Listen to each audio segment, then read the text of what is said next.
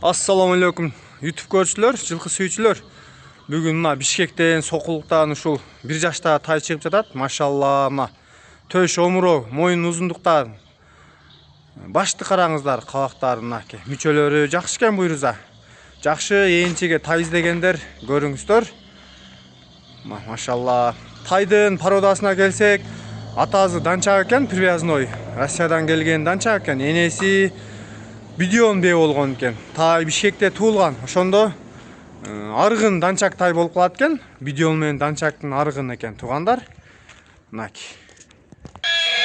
Туугандар, көрүп туруңуздар мынаки. Ээнчиге жакшы мынаки тай издегендер. Тайдын чоңу чыгып жатат. Машалла.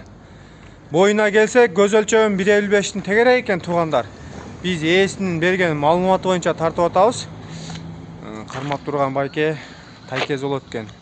Ээси жолдо элем дейт. Чалып чакыргандан келип тартып атабыз туугандар. Берген маалыматы боюнча мынаки.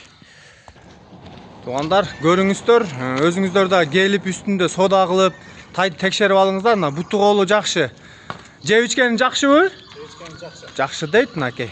Бул жака жетелеп коюңуз, шеп. Жетелеп бериңиз, акырын баскандарын да көрсөтөлү. База бериңиз. Кайтарып коюңуз бери, мына чаткай аркаларынан да караңыздар туугандар.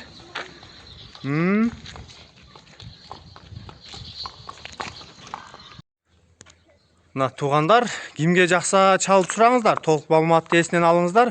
Баасына келсек, $3200 койду, $3200 баалады. Тай жакса чалып сураңыздар. Биз ээсинин айткан маалыматы боюнча толук маалымат бердик. Дагы кошумча маалыматтарды эсине чалып алыңыздар. Буту колдору жакшы экен. Тайдын белдери да узун.